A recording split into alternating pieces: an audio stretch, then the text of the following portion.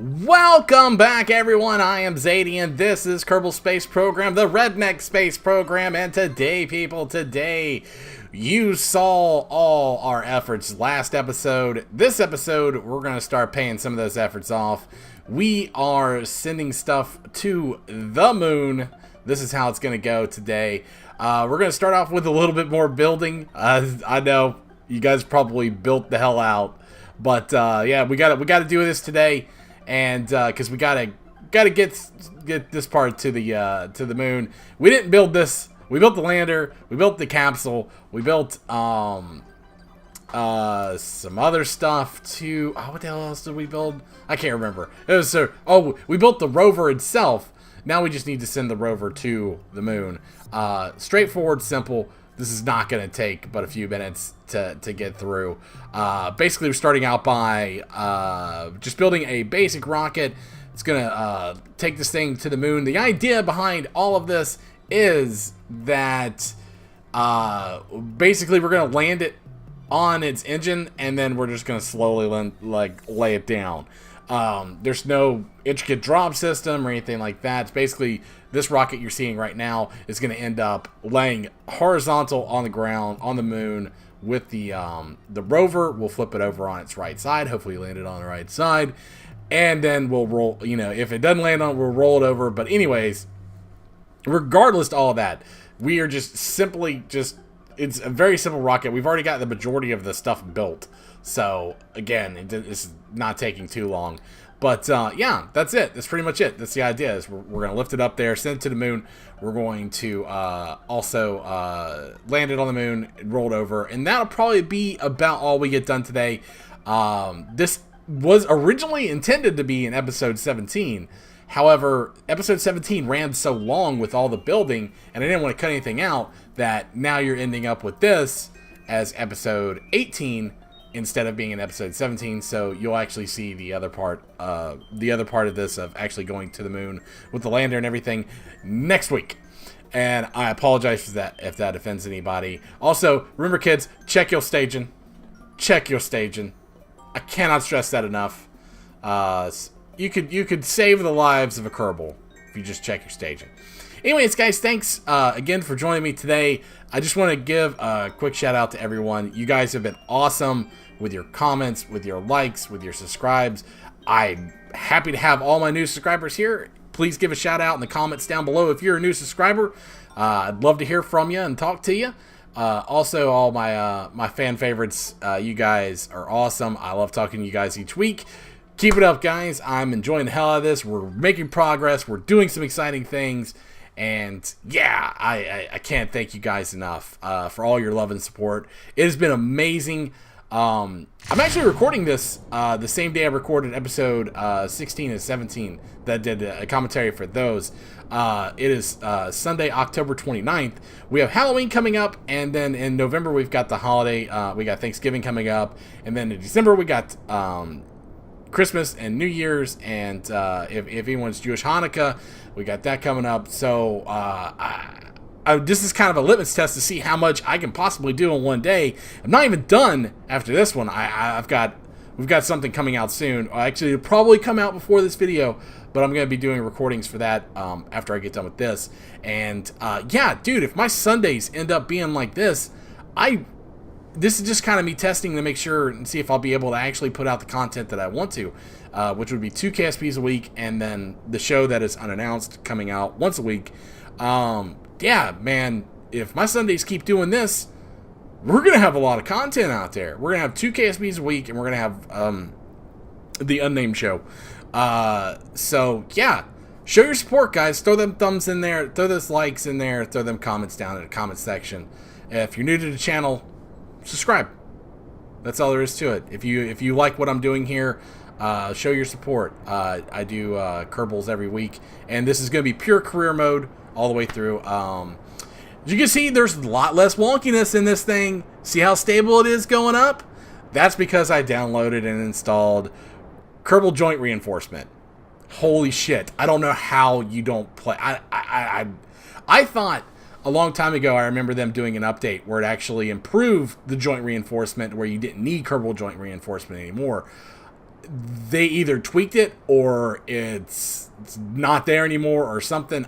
Or maybe I'm just mistaking that actually happened.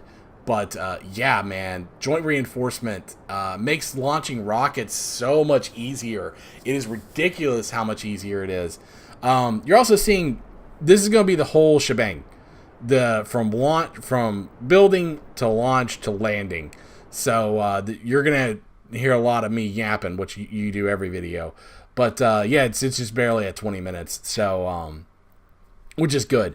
So basically, we haven't done one of these in a long time where I showed you everything. Get her up in the air. We're going to put our maneuver node down there. Actually, we're just going to start burning the rest of the fuel in this thing. See how much fuel's left over in that? I'm one for overkill. You know, the best kill is overkill.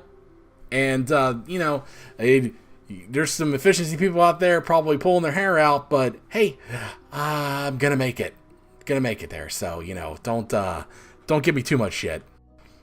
I am a firm believer in that philosophy, and I'm going to continue to do it. One thing I did forget to put on our other rocket is solar panels and batteries.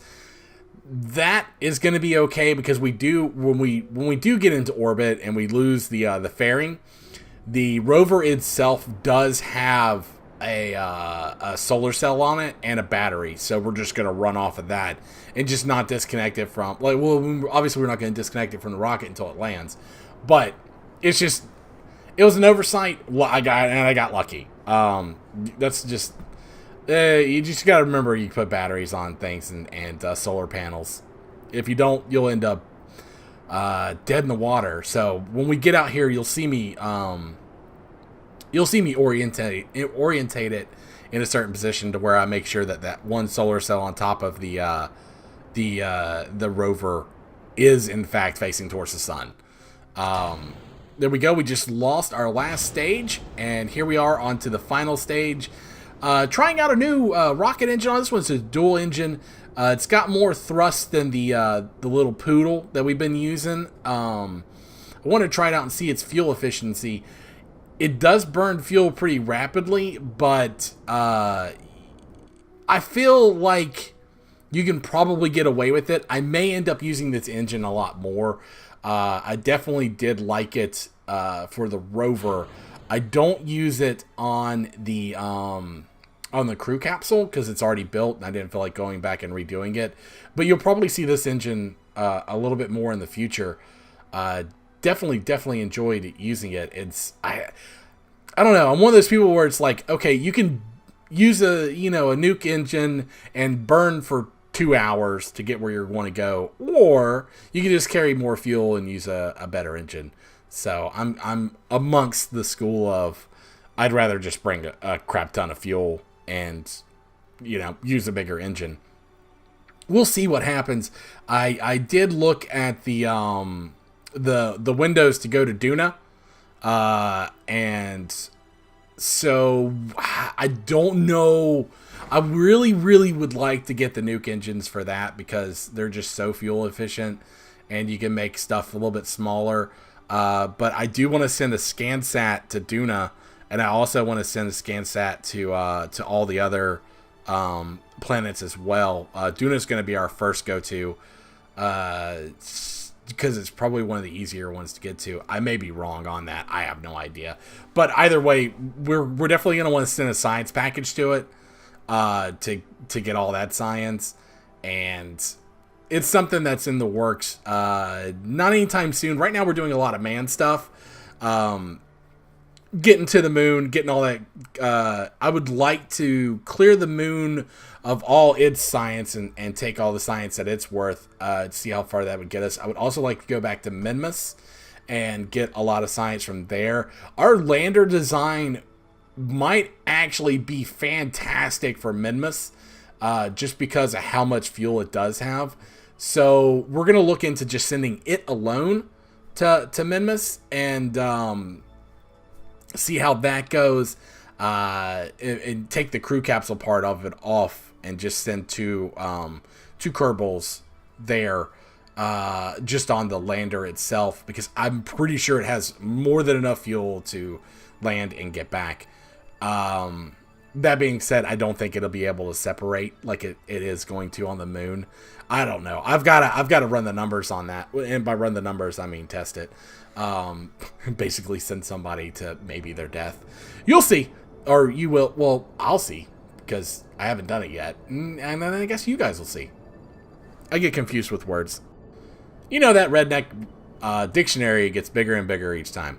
So here we are burning towards the moon right now. And you can see that engine's doing a lot of work. Look at our fuel. I've been keeping an eye on it. We have plenty.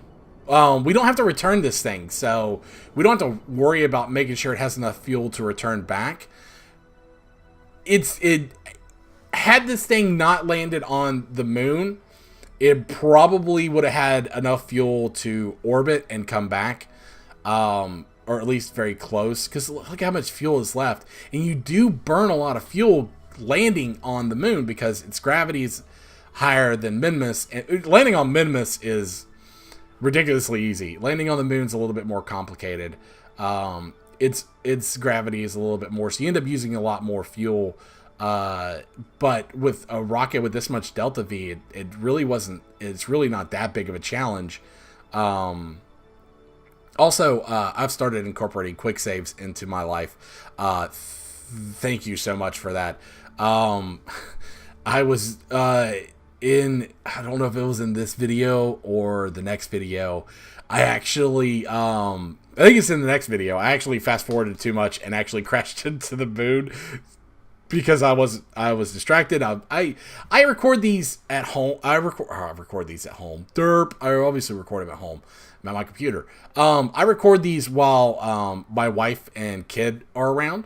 I just don't record audio for the most part. Every once in a while I do record audio, but that's usually when they're not around. But when they are around, I don't record audio because they're in the background either watching TV or, you hear my kid going, mommy, mommy, mommy, and that just doesn't make good videos.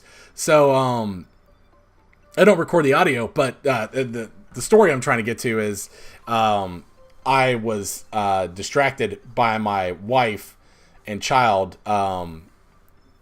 because my child did something hysterical, and it was kind of hysterical. Anyways, I got distracted, and I had the time warp on, and it knocked it out when I got to below 5,000 meters on the moon. But it was already too late, and I just crashed. So I was like, okay, I'm doing a mulligan on that one because I had to get up from my computer and actually run away. And then, it was, I'm sure you guys are probably wondering what it was. I don't know. I guess I could tell you. My wife ordered pizza last night. This is kind of a funny story, so just bear with me. If you don't like this shit, let me know in the comments down below. My wife ordered pizza last night. For us to eat for dinner, and I recorded this last night. All 3 episodes I recorded last night. Went on a recording binge, and I'm sitting there and I'm getting ready to I'm warping towards the moon and everything, and my wife goes, Patrick, get in here, and I was like, hold on. She's like, no, get in here now. She had answered the door for the pizza, and in the process of her answering the door for the pizza, my daughter, who was wearing a diaper, had taken her diaper off and was standing there bottomless in front of the door. And so my wife had to quickly close the door so the pizza person didn't see him. While she was getting the pizza, when she came back in, my kid looked at her and goes, Mommy. And she goes, what? And she goes, I pee, and then she just started peeing all over the floor. She's a year and a couple of months, or year and 11 months, so she's not potty trained yet. We're actually working on that.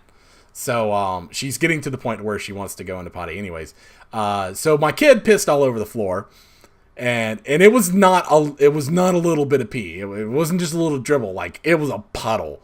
So yeah, I had to run and go clean that up, and then when I came back, I was crashed and dead. So I was like, yeah, mulligan. So, if you hate me for it, I'm sorry, but life happens when you're playing video games, and Kerbal Space Program does not have a pause. So, you know, sometimes shit happens. So that's why that's the long and drawn out story as to why I'm glad I use quick saves, because it's no shit. And that was a good one. That was a good one. The few people who watch my videos that have kids will probably appreciate that story, because they probably had something similar happen. Stories aside, as you can see, we're at the moon now. We're coming in. I have a little bit of fuel left after putting ourselves into orbit. I'm still sure it's more than enough. We don't have to crank this engine up very high to kill our surface acceleration. So that's not going to be a problem. As you can see, look at the throttle on it. It's not that high.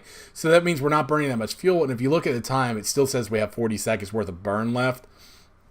And we're below 100 meters per second. And falling quickly to the point where I'm about to have to shut the engine off. Because if I don't, I'm literally just going to linger there and never come down to the surface. So, yeah. That's me time warping again. I've figured it out with that little bit. If I came into an oh shit situation where I thought I was going to land too hard, I could crank that baby up for a second and it would kill all my velocity. So yeah, and as you see here, I did it again. This thing has got, like I said, I love this engine. I love this design. Probably going to be using it in the future. I kind of wish I used it on the land, not on the lander, but on the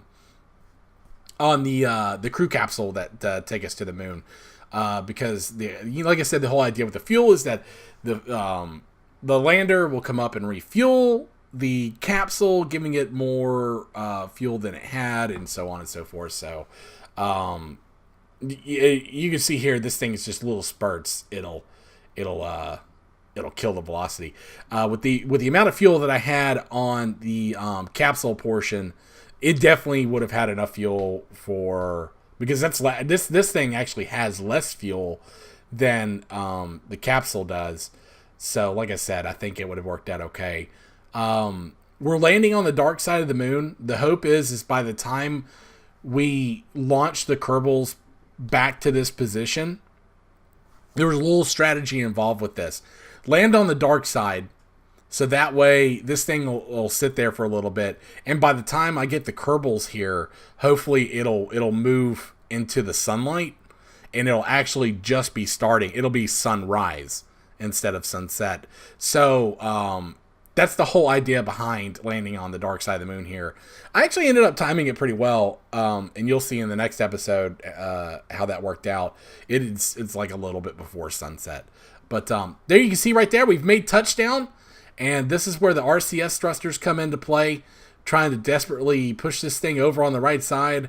And unfortunately, it landed going right towards that materials bay. Luckily, I got turned over, and then it rolled over on top of it. That is a huge concern for me with the rover, is that piece will get destroyed. I really need to... The concern is that piece will get destroyed, and that the thing that holds all the science will get destroyed, and the dump bucket that I've got on there. The reason I'm concerned about that is, like, if I go around and get science and then pull all the science into it and that gets destroyed, you lose all that science. So it's a concern. Like I said, I won't be able to test drive this thing until I actually get Kerbals on the moon. So I don't really know how well it's going to perform yet. But there you go. You see me making the roll maneuver right there. Got it up on its wheels, and perfect. Thank you guys for watching. As you hear the music playing in the background, you know what that means. It's the end of the video. I hope you enjoyed it. I kind of went a little personal again on this one, and I enjoy doing that every once in a while. Hope you guys enjoyed the commentary and the video. As always, guys, you know I always appreciate it if you guys give me a like, if you give me a subscription. Please, please, please, please leave comments down in the comment section below. I do respond to them all. I do enjoy talking to my audience. All you newcomers, drop a message down below. Tell me how you're liking the series. Go back, watch them all. Let me know how you're feeling about it. Tell me if you want me to do something in particular or add them on. I'm always down for suggestions. Anyways, guys, thanks for watching. We'll see you next time for more Redneck Space Program.